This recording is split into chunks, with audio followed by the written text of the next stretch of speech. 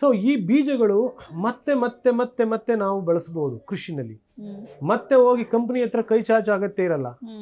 ಏಕೆಂದ್ರೆ ಕೃಷಿ ಒಳಗಡೆಗೆ ನೋಡಿ, ಕೃಷಿ ರಾಜಕಾರಣವನ್ನು ನೋಡಿದಾಗ ಫಸ್ಟ್ ಕಂಪನಿಯವರು ಬೀಜ ಕೊಡ್ತೀವಿ ಅಂತ ಬರ್ತಾರೆ. ಬೀಜ ಕೊಟ್ಟ ಮೇಲೆ ನೀವು ಗೊಬ್ಬರಕ್ಕೆ ಔಷಧಿಗೆ ಅವ್ರ ಹತ್ರನೇ ಹೋಗ್ಬೇಕು. ಸೊ ಮತ್ತೆ ನೀವು ಒಂದು ಸೆಂಟರ್ನೇ ಶಿಫ್ಟ್ ಆದಂಗೆ ಆಗುತ್ತೆ. ಕೃಷಿಯ ಕೇಂದ್ರ ಏನಿದೆಯಲ್ಲ, ಹಳ್ಳಿ ಅಥವಾ ನಾಟಿ ಬೀಜ ಇದಾಗಿ ಸೆಂಟರು, ಅದು ಮಲ್ಟಿನ್ಯಾಷನಲ್ ಕಂಪನಿಯ ಕೇಂದ್ರಕ್ಕೆ ಹೋಗುತ್ತೆ. ಸೊ ಹಂಗಾಗಿ ಈ ನಾಟಿ ಬೀಜಗಳನ್ನು ನಾವು ಮತ್ತೆ ಮತ್ತೆ ಬೆಳೆಸೋದಕ್ಕೆ ಸಾಧ್ಯ ಆಗುತ್ತೆ ಮತ್ತು ಮಾರಾಟ ಮಾಡ್ಬೋದು. ಸೊ ನಮಗೆ ಮಾರಾಟ ಮಾಡುವ ಹಕ್ಕಿದೆ. ನಾವು ಬೆಳೆದಿರುವಂಥ ನಾಟಿ ಬೀಜಗಳನ್ನು ರೈತರು ಬೇರೆಯವ್ರ ಜೊತೆಗೆ ಹಂಚ್ಕೋಬಹುದು, ನಮ್ಮ ಅಕ್ಕಪಕ್ಕ ಇರೋರ ಜೊತೆಗೆ, ಮತ್ತು ಬೇರೆಯವ್ರಿಗೆ ಸುತ್ತಮುತ್ತ ನಾವು ಮಾರಾಟ ಮಾಡ್ಬೋದು. ಸೊ ಇದು ಆಗಬೇಕು. ಒಂದಷ್ಟು ಹುಷಾರಾಗಿ ರೈತ ಕಲ್ತ್ಕೋಬೇಕು. ಹಿಂದೆಲ್ಲ ಇತ್ತು, ರೈತಗಳು ಒಳ್ಳೊಳ್ಳೆ ತೆನೆಗಳನ್ನ ಆಯ್ಕೆ ಮಾಡ್ಕೊತಿದ್ರು. ಬೆಸ್ಟ್ ಯಾವ್ದು ಚೆನ್ನಾಗಿ ಬಂದಿರುತ್ತೆ, ಯಾವುದು ರೋಗ ಇರಲ್ಲ, ಯಾವುದಕ್ಕೆ ಕೀಟ ಇರಲ್ಲ, ಯಾವುದು ಕೆಳಗಡೆ ಬಿದ್ದಿರಲ್ಲ, ಗಟ್ಟಿಯಾಗಿ ನಿಂತಿರುತ್ತೆ, ಇಂಥದ್ದು ನೋಡಿ ತೆನೆಗಳನ್ನ ಆಯ್ಕೆ ಮಾಡ್ಕೊಂಡ್ರೆ ಮುಂದಿನ ಜನ್ರೇಷನ್ಗೆ, ಮುಂದಿನ ವರ್ಷಕ್ಕೆ ಅದು ಒಳ್ಳೆ ಕಾಳುಗಳಾಗಿ ನಮಗೆ ಬಿತ್ತನೆ ಬೀಜ ಆಗುತ್ತೆ. ಸೊ ಇದನ್ನ ರೈತರುಗಳು ಅಳವಡಿಸ್ಕೋಬಹುದು, ಮಾಡ್ಬೋದು. ಓಕೆ, ನಿಮಗೀಗ ಅನ್ಸತ್ತಾ ಸ್ವಲ್ಪ ರೈತರು ಕೂಡ ಜಾಸ್ತಿ ಕಮರ್ಷಿಯಲ್ ಆಗಿ ನೋಡ್ತಾರೆ ಅಂತ? ಇವಾಗ ಕೆಲವೊಂದೇನಂದ್ರೆ ಈ ಅಡಿಕೆ, ತೆಂಗು ಇವೆಲ್ಲ ಬಂದು ಕಮರ್ಷಿಯಲ್ ಬೆಳೆ ಅಂತ ಹೇಳ್ಬೋದು. ಅಂದ್ರೆ ಸ್ವಲ್ಪ ಜಾಸ್ತಿ ಲಾಭ ಬರುತ್ತೆ ಈ ಭತ್ತ, ಗೋಧಿ ಇದಕ್ಕೆಲ್ಲ ಕಂಪೇರ್ ಮಾಡಿದ್ರೆ. ಹಾಗಾಗಿ ಅದ್ರ ಕಡೆ ಜಾಸ್ತಿ ಒಲವು ತೋರಿಸ್ತಾರೆ ಅಂತ ನಿಮಗೇನಾರು ಅನ್ಸುತ್ತಾ? ಹೌದು, ಇತ್ತೀಚೆಗೆ ನಾನು ಹೇಳ್ತಾ ಇದ್ದೀನಲ್ಲ, ಎಲ್ಲೋ ಒಂದು ಕಡೆ ಕೃಷಿಯ ಶ್ರೀಮಂತಿಕೆಯ ಮಾನದಂಡಗಳೇ ಬದಲಾಗಿದೆ. ಉದಾಹರಣೆಗೆ ನಾವು ಹಳ್ಳಿನಲ್ಲಿ ಒಬ್ಬ ರೈತರು ಅಂತಂದರೆ ಅವನಿಗೆ ಅದೆಷ್ಟು ಉದ್ದ ಮೆದೆ ಇತ್ತು ಅವನ ಮನೆ ಹತ್ರ, ಅವನಿಗೆ ಎಷ್ಟು ಕಾಳಾಯಿತು ಅನ್ನೋ ಮಾನದಂಡದಲ್ಲಿ ಕೃಷಿಯನ್ನು ಅಳಿತಾ ಇದ್ರು. ಇವತ್ತು ಹಂಗಲ್ಲ. ಅವನ ಮನೆಯಲ್ಲಿ ಕಾರ್ ಇದೆಯೋ, ಮನೆ ಎಷ್ಟು ದೊಡ್ಡದಾಗಿ ಕಟ್ಟಿದ್ದಾನೆ, ಎಷ್ಟು ಹೊಲ ಇದೆ, ಟಿವಿ ಎಷ್ಟು ಇಂಚ್ ಇದೆ, ಸೊ ಅವನ ಮನೆಗೆ ಫ್ರಿಡ್ಜ್ ಇದೆಯೋ ಇಲ್ವೋ, ಅವ್ರ ಮನೆಗೆ ಶುಗರ್ ಇದೆಯೋ ಇಲ್ವೋ, ಈ ಥರ ಎಕ್ಸಾಂಪಲ್. ಸೊ ಕೃಷಿ ಮಾನದಂಡಗಳು ಬದಲಾಗಿರೋದು ಏನಕ್ಕೆ ಅಂದರೆ ಆ ದುಡ್ಡಿನ ಮೂಲದಿಂದ ನಾವೆಲ್ಲದನ್ನು ಅಳಿಯಕ್ಕೆ ಶುರು ಮಾಡಿದ್ಮೇಲೆ. ಮೊದಲು ಹಿಂದೆ ನಾನು ಹೇಳಿದ ಕೃಷಿಯನ್ನು ಅಲ್ಲಿ ಸಿಗ್ತಾ ಇದ್ದ ಖುಷಿ ಎಲ್ಲ ಒಂದು ಕಡೆಗೆ ಮಿಸ್ ಆಗಿದೆ.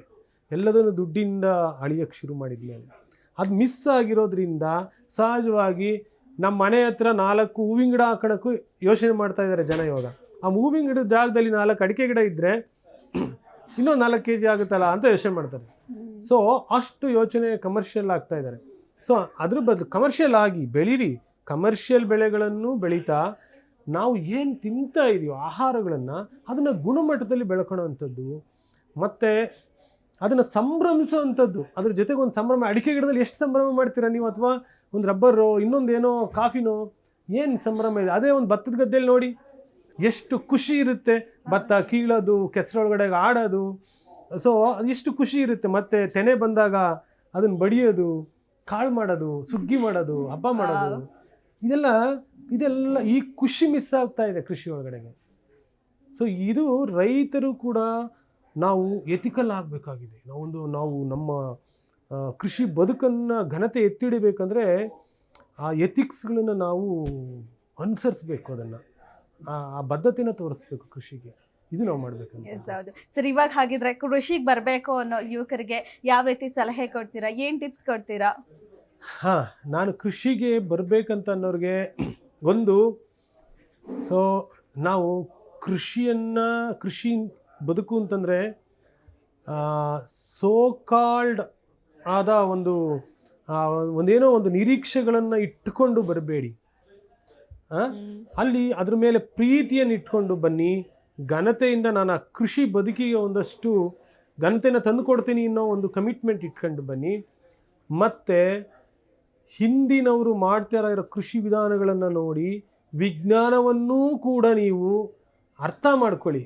ವಿಜ್ಞಾನದಲ್ಲೂ ಕೂಡ ಒಳ್ಳೆಯದಿದೆ, ಆ ವಿಜ್ಞಾನನೂ ಅರ್ಥ ಮಾಡಿಕೊಂಡು ಹಿಂದಿನ ಪರಂಪರೆಯಿಂದ ಬಂದಿರೋವಂಥ ಜ್ಞಾನ ಇದೆ, ಅವೆರಡನ್ನೂ ಸೇರಿಸಿಕೊಂಡು ನೀವು ನಿಸರ್ಗದ ಜೊತೆಗೆ ನೀವು ಕೃಷಿಯನ್ನು ಮಾಡೋದಾದರೆ, ಮತ್ತು ನಿಮ್ಮ ಅರಿವನ್ನು, ನಾಲೆಡ್ಜ್ ಏನಿದೆ ಅದನ್ನು ಉಪಯೋಗಿಸ್ಕೊಂಡು ಲಾಭದಾಯಕ ಮಾಡ್ಬೋದು, ಕೃಷಿ ಬದುಕಿಗೆ ಒಂದು ಘನತೆ ತಂದು ಕೊಡ್ಬೋದು, ಮತ್ತು ನೀವು ಕೂಡ ಘನತೆಯಿಂದ ಬದುಕ್ಬೋದು.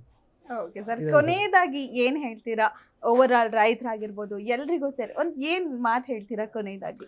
ಅಂದರೆ ಏನಂದರೆ ನೋಡಿ, ಈಗ ಕೋಟಿ ವಿದ್ಯೆಗಳಲ್ಲಿ ಮೇಟಿ ವಿದ್ಯೆಯೇ ಮೇಲು, ಮೇಟಿ ರಾಟೆ ನಡೆದುದಲ್ಲದೆ ದೇಶದ ಆಟವೇ ಕೆಡಗು ಸರ್ವಜ್ಞ ಅಂತ ಸರ್ವಜ್ಞ ಹೇಳಿದರು.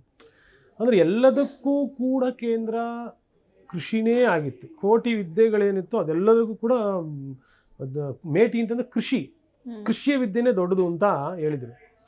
ಸೊ ಎಲ್ಲೋ ಒಂದು ಕಡೆ ಆ ಕೃಷಿಯ ಕೇಂದ್ರ ಚೇಂಜ್ ಆಗಿ ಕೈಗಾರಿಕೆ ಕೇಂದ್ರ ಅಥವಾ ನಗರ ಕೇಂದ್ರಿತವಾಗಿರೋವಂಥದ್ದು, ಆ ಕೃಷಿ ಕೇಂದ್ರದಿಂದ ಮೂವ್ ಆಗಿರೋಂಥದ್ದಿದೆ. ಇವತ್ತು ನಮ್ಮ ಆರೋಗ್ಯ, ನಮ್ಮ ಸಮಾಜದಲ್ಲಿ ಎದುರ್ತಾ ಇರೋ ಸಮಸ್ಯೆಗಳು, ಎಲ್ಲ ರೀತಿಯ ಸಮಸ್ಯೆಗಳಿಗೆ ಮೂಲ ಕಾರಣ ಕೃಷಿಯ ಕೇಂದ್ರದಿಂದ ನಾವು ದೂರ ಹೋಗಿರೋವಂಥದ್ದು. ಹಾಗಾಗಿ ಮತ್ತೆ ನಾವು ಕೃಷಿಯ ಕೇಂದ್ರದ ಕಡೆಗೆ ಬರಬೇಕು. ನಾವು ಪ್ರತಿದಿನ ಅನ್ನ ಊಟ ಮಾಡುವಾಗ ನಾವೊಂದು ಕೃತಜ್ಞತೆ ಹೇಳಿ ಊಟ ಮಾಡಬೇಕು. ರೈತರು ಬೆಳೆದಿರೋರಿಗೆ ಒಂದು ನಮಸ್ಕಾರ ಹೇಳಿ ಊಟ ಮಾಡಬೇಕು. ನೆಲ, ನೀರು, ಗಾಳಿ ಅದೊಂದು ಧನ್ಯತೆ ಹೇಳಿ ಊಟ ಮಾಡೋಣ. ಬಟ್ ಅವ್ರು ಕೃಷಿ ಕೇಂದ್ರದ ಕಡೆ ಹೋಗಬೇಕು. ನಮ್ಮ ಆತ್ಮನೇ ಕೃಷಿ ಕಡೆ ಹೋಗಬೇಕು. ಎಲ್ಲರಿಗೂ ಕೂಡ ನಾನು ಅದನ್ನೇ ಹೇಳೋದಕ್ಕೆ ಇಷ್ಟಪಡೋದು. ಓಕೆ ಸರ್, ಸಾಕಷ್ಟು ಮಾಹಿತಿ ತಿಳಿಸ್ಕೊಟ್ರಿ, ತುಂಬಾನೇ ಉಪಯೋಗ ಆಗಿದೆ ರೈತರಿಗಂತೂ ಅಂತ ಹೇಳ್ಬೋದು. ಸೊ ಧನ್ಯವಾದ ಸರ್. Thank you. ಇದಾಗಿತ್ತು ಇವತ್ತಿನ ವಿಶೇಷ ಕಾರ್ಯಕ್ರಮ. ನೋಡ್ತಾ ಇರಿ ಗ್ಯಾರಂಟಿ ನ್ಯೂಸ್, ಸುದ್ದಿ ಖಚಿತ, ನ್ಯಾಯ ನಿಶ್ಚಿತ.